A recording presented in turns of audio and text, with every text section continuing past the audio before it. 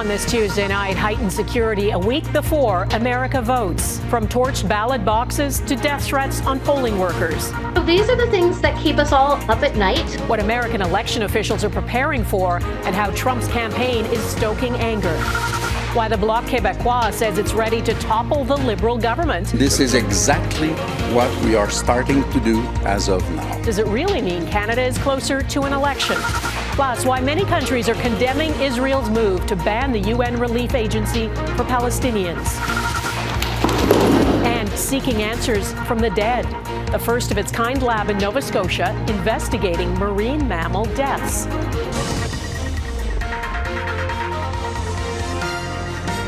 Global National with Donna Friesen. Good evening and thanks for joining us. In 1 week, the campaigning will finally be over, and all that will be left is to find out who will be the next American president. Tonight, Vice President Kamala Harris delivered a speech her staff described as a closing argument on why undecided voters should choose her over Donald Trump. And she did it in Washington, D.C., 500 yards from the White House.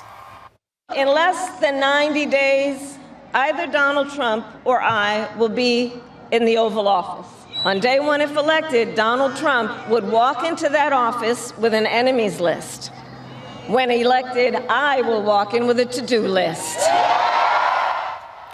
Her location deliberately chosen because it's the same place where Donald Trump staged his own fiery speech on January 6, 2021, urging his supporters to march on the U.S. Capitol. Today, Trump was in Pennsylvania, a must-win state with a large Puerto Rican population. He has not apologized for the comedian who, at his rally on Sunday, called Puerto Rico a floating island of garbage.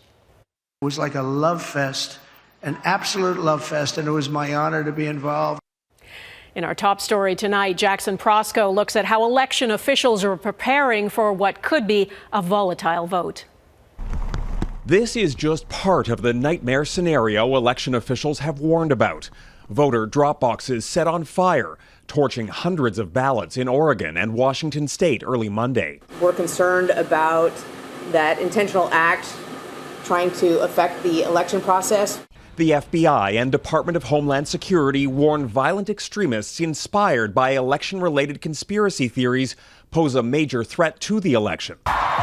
Political candidates, the media, and election workers are potential targets, with a risk of attacks at polling stations, campaign events, and ballot counting centers. These are the things that keep us all up at night, and these are the scenarios that we have been preparing for. Donald Trump's false claims of election fraud in 2020 lit the match. 4 years later, he's still stoking the flames. There are some bad spots in Pennsylvania where some serious things have been caught or in the process of being caught. Election officials continue to pay the price for those lies. They didn't sign on for death threats. They didn't sign on to have their children be followed to school as they walk to, elementary school. In Arizona, election workers are counting ballots inside a walled-off compound with snipers on the rooftop. Other states have installed bulletproof glass and panic buttons. Unfortunately, I think it's necessary. We have to be prepared for the worst-case scenario. On Election Day, delays in vote counting, recounts, and false claims from candidates will only heighten the risk. And then there are the legal threats. Republicans are already preparing to challenge the results in court. They're going to try to lay the groundwork in advance to make more effective challenges if the outcome of this election is not the way they want it. High tension and high stakes with 1 week until Election Day. And Jackson is with me from Washington. Jackson, one of Trump's key strategists, Steve Bannon, got out of jail today. He served 4 months for contempt of Congress because he refused to comply with a subpoena related to information about the attempted insurrection on January 6th. Do we know if Bannon is jumping right back into Trump's campaign? He is, Donna. He says his time in prison empowered and energized him, and he says he's already spoken with Trump, though he won't get into details. He's now spreading conspiracy theories and lies about this election, and he's urging Trump to come out early on election night and take control of the messaging, which sounds a whole lot like a call to once again declare victory before all the votes have been counted. Donna? Okay, Jackson in Washington, thanks. On Tuesday, November 5th, we will have live coverage of America Votes. A Canadian perspective on this election will be streaming live from Washington, D.C. It starts at 9 p.m. Eastern, 6 p.m. Pacific, wherever you watch Global News. That includes globalnews.ca, YouTube, the Global TV app, Pluto TV, and Prime. Here in Canada, there's another threat of a snap federal election. The leader of the Bloc Québécois says because the Liberals have failed to meet his party's demands, he is ready to bring down the minority government. But he can't do it alone. Mackenzie Gray explains the latest political maneuver. Another deadline come and gone. Absolutely ready to go into election tomorrow morning. And the leader of the Bloc says he's trying to make that happen, talking to other opposition parties after the government missed today's deadline to further increase old age security and pass a supply management protection bill, meaning the Bloc won't prop up the government. I do not believe that Quebecers want elections so much, but I do believe that they will understand that this is where we are now. But Yves-François Blanchet can't trigger one by himself. He'd need the Conservatives and the NDP to vote against the government. But the New Democrats seem in no rush to do that. Is the NDP negotiating with the Liberals right now? No. No negotiations going on? Making an immediate election unlikely. And we're going to continue to look for ways to help Canadians through these difficult times and work constructively with everyone in the House. Constructive conversations may be in order with Liberals, as a new batch of Trudeau's MPs have called for a secret ballot vote into if he should stay on as leader. Do you want a secret ballot in August? I think secret ballots would be helpful always, yes. I don't think this is really going to go away until we can definitively send it away by having a caucus vote on it. Cabinet ministers dismissing the request. In our rules, the leader is not chosen by secret ballot of caucus members. Chrystia Freeland believing Trudeau has the support of the vast majority of Liberal MPs. But Sean Casey, one of the few Liberals to publicly say Trudeau should quit, isn't sure of that. Do you think Trudeau would survive a secret ballot vote if one was held? No. As much as some backbenchers might want it, a caucus vote on Trudeau's leadership is all theoretical at this point, Donna, with Liberal MPs having no mechanism to force one. Okay, Mackenzie Gray in Ottawa, thank you. Prime Minister Trudeau's national security advisor told a parliamentary committee today she shared allegations about Indian officials being connected to criminal activity in Canada with her counterpart in India before the RCMP went public with the news. Nathalie Drouin says it was an attempt to work with India to ensure accountability, but as Touria Izri reports, she was rebuffed. Top security officials tried to set the record straight. Canadian security about India's alleged campaign to kill Canadians and New Delhi's repeated denials. The government of India's response was to spread a false narrative that Canada showed them no evidence. The Prime Minister's national security advisor, Nathalie Drouin, testified that before the RCMP went public with allegations, she showed her Indian counterpart evidence, but got nowhere. He refused to acknowledge any links and denied everything we presented. 2 weeks ago, the RCMP laid out allegations linking agents of the Indian government to murder, coercion, and violence on Canadian soil, allegedly contracting criminal organizations like the Bishnoi Gang to target opponents in Canada. He asked me if Deputy Foreign Affairs Minister David Morrison told MPs it went right to the top, allegedly authorized by India's second most powerful politician, Amit Shah. the journalists called me and asked me if it was that person. I confirmed it was that person. Morrison was asked why he first shared that information with the U.S. newspaper, The Washington Post. In fact, Canadians wouldn't know unless they were able to read The Washington Post. I just find that quite unfair to the Canadian public. Through The Washington Post, we were speaking directly to our friends in the United States. India is coming at us full force with their own narrative, which simply doesn't add up. The Deputy Minister of Foreign Affairs was also asked whether Canada would be concerned if India replaced those 6 diplomats it expelled. Morrison says before answering that, Global Affairs is waiting for the dust to settle, but added there's a lot of dust. Donna? Touria Izri, thanks. In Saskatchewan, Premier Scott Moe will continue as Canada's longest-serving premier. His Saskatchewan party won its 5th straight majority last night. It's not as big a majority as last time, though, and several former cabinet ministers lost their seats. And as David Aiken explains, the results reveal a sharp rural-urban divide in Saskatchewan. Well, Donna, when Premier Scott Moe took the podium last night to deliver his victory speech, it was already after midnight. It was a very long election night, and that's because there were lots of very close ridings where the Saskatchewan party eked out some wins over their chief rivals, the New Democrats.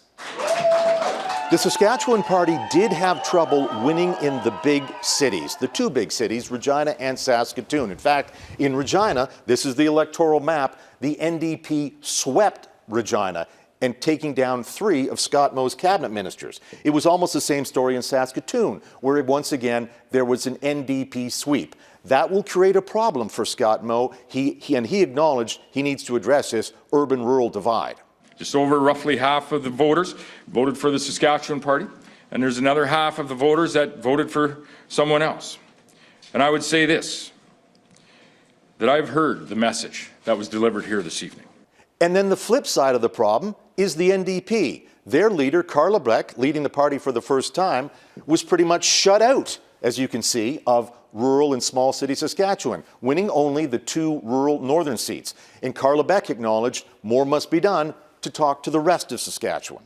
From cities to small towns, from the north to the south, people have shown their desire for a brighter future. And so the Saskatchewan party's long run of success continues, 17 years and counting. Voters here will get their next chance to change, or not, in 2028. Donna. Okay, David in Regina, thank you. BC's NDP leader also holds on for another term. The final vote count means Premier David Eby has a majority, but only by 1 seat. Today, Eby acknowledged he will have to work with the 2 elected members from the Green Party to ensure stability. The conversations that are taking place with MLAs in the legislature are underway. To that end, we're meeting with the Greens today. We're going to continue to have those conversations with them, and the invitation is open to all MLAs. The final result came down to 1 riding in the city of Surrey, where the margin of victory for the NDP was just 27 votes. Ontario Premier Doug Ford is promising to deliver $200 rebate checks to roughly 15 million people in that province. We're able to provide the relief because inflation has increased provincial sales tax revenues and because of the federal government's recent changes to their capital gains tax. Ford said parents in the province will also receive an extra $200 per child. It's estimated the handout will cost about $3 billion. The checks are expected to go out early next year. Critics call it a gimmick, and there's talk it could be a precursor to an early election call in Ontario. Nova Scotia's premier is condemning the actions of a group of people who showed up at a Halloween party dressed like members of the Ku Klux Klan. The 4 people attended a party at the North Sydney Firefighters Club on Saturday night. They were allowed in but told to remove their hoods. In a statement, Premier Tim Houston said these actions are entirely unacceptable. Hateful ideologies and groups are not welcome in the province, he said. Engaging with these groups or using symbols of hate cannot be justified. And if the individuals are found to be provincial employees, he said they will be fired. Canada's Indigenous Services Minister Patty Hajdu is facing questions about the federal government's beleaguered procurement strategy for Indigenous business. It's meant to boost First Nations, Inuit and Métis economies, but a Global News investigation with researchers from the First Nations University of Canada has raised questions about hundreds of millions of dollars in government contracts for goods and services that may have gone to companies with no Indigenous ownership. Melissa Ridgen reports. A 2-hour meeting of the Standing Committee on Indigenous and Northern Affairs Monday had several moments like this. So, Mr. Chair, I think the phrase Indigenous set-asides is a misleading phrase, and I don't expect anything else from Conservatives who have no idea how procurement works and no idea what procurement targets mean. You know so little about your file. That, you have not answered a single question that I have asked in 6 minutes. You haven't even attempted to answer a single question that I've asked in 6 minutes. And you have nothing but insults for other members rather than answers about your desire disastrous record of Indigenous procurement. You should be ashamed of the job you've done. Indigenous Services Minister Patty Hajdu under fire for her government's failure to make sure contracts set aside for Indigenous businesses actually go to Indigenous companies. Until 2 years ago, companies could simply self-identify as Indigenous to access these contracts. Global News found the government has known for decades the program was vulnerable to exploitation. What we have here is cultural appropriation leading to financial misappropriation. Hajdu tried to flip the script. Yes or no? It is clear that the Conservatives want to get rid of this program. Will you say yes or no? This is Should they have to pay the money back? They do not want to do. They do not want to support Indigenous Should they have to pay the money success, back? Yes or no, Minister? We should all be very yes clear or no, about Minister? what the intentions of the Conservative Party is. She wouldn't say if non-Indigenous companies that received contracts as Indigenous should have to pay that back. The minister told the committee the government is working with national Indigenous organizations to improve the program, though she provided no details. Hajdu said the procurement set aside for Indigenous companies still largely works as intended, boosting the Indigenous economy, despite its shortcomings. Melissa Ridgen, Global News, Winnipeg. Critical aid for Gaza now in jeopardy. Coming up, the condemnation against Israel for banning the UN Relief Agency for Palestinians.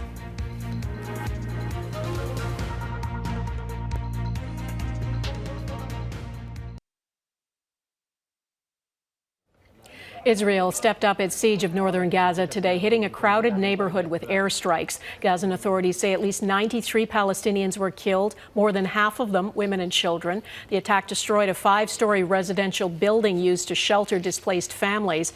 Dozens of people are still missing. Israel's military assault has pushed Gaza to the brink, and now Israel's parliament has voted to ban UNRWA, the UN aid agency in Gaza, and there are fears the suffering will only increase. The decision effectively paralyzes the organization's ability to deliver critical supplies and was made despite intense international pressure. Redmond Shannon reports. This is part of the reason Israel says it is banning the UN's main aid agency for Palestinians, UNRWA. Israeli authorities allege the man in black was among the UNRWA employees who took part in the October 7th attacks. In the last year, we have exposed UNRWA Gaza as a terrorist front, camouflaged as a humanitarian agency. In August, the UN said it found 9 of UNRWA's 13,000 staff may have been involved in the attacks. Last week, UNRWA admitted one of its workers was. This man in Gaza describes the new Israeli law as catastrophic. The 17-year blockade of Gaza, followed by a year of war, have made almost all of Gaza's 2 million people reliant on UNRWA. So a decision such as this suddenly means that a new way has been found to kill children. Israeli Prime Minister Benjamin Netanyahu says Israel still wants to facilitate humanitarian aid in a way that does not threaten Israel's security. But the UN says there is no alternative to UNRWA. Israel's biggest ally agrees with that assessment. There could be consequences under U.S. law and U.S. policy for the implementation of this legislation. Norway wants the International Court of Justice to review the ban. This is setting a very dangerous precedent. Why? Because we cannot punish people receiving the aid. We know UNRWA had issues, and that's why we think that UNRWA needs to be reformed. Israel's ban is set to come into effect within 90 days. That time limit expires 1 week after a new US president is scheduled to take office. Redmond Shannon, Global News, London.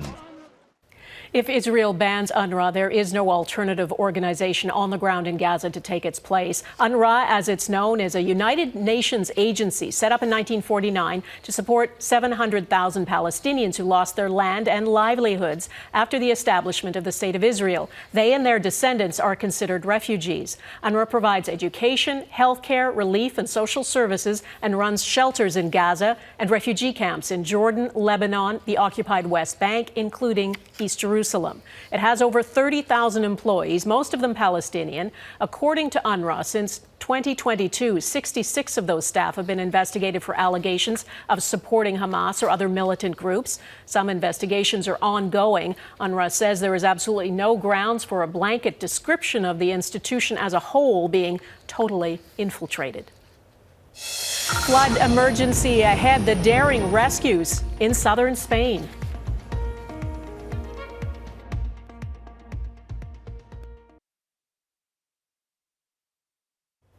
In Argentina, at least one person has been killed and others are feared trapped after a hotel collapsed. It happened in a coastal city south of Buenos Aires. This drone footage shows rescuers searching for survivors. Up to 15 people are believed to have been inside the 10-story building when it collapsed. A statement from the municipal authorities says a construction site at the hotel was not complying with municipal regulations. In Spain, severe rainfall in the country's southeast has triggered a flood emergency. First responders have been using helicopters to try to reach areas hardest hit, rescuing people trapped in their cars. Spain's state weather agency has declared a red alert for the Valencia region, where streets have turned to rivers. At least 3 people are believed to be missing. And the normally sunny province of Hainan, known as China's Hawaii, is looking less than tropical tonight. A strong storm system dumped record amounts of rain. Almost a foot fell over a 24-hour period. That's the most the region has seen in a quarter century. Chinese state TV shows motorists crawling through flooded streets and fire crews rescuing stranded residents. Next, the new tool scientists hope will help save Canada's marine life.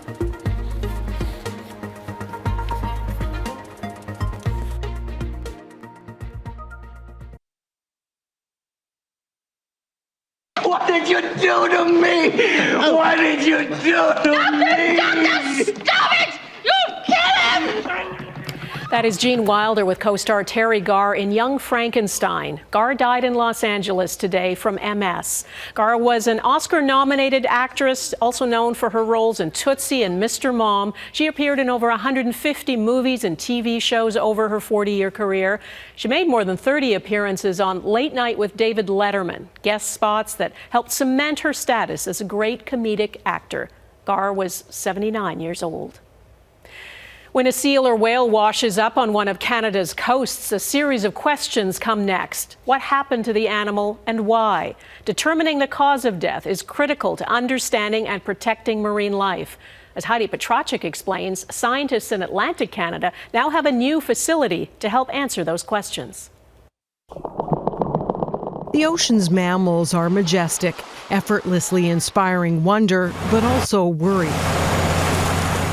And when their lives end, for marine researchers, often investigations begin.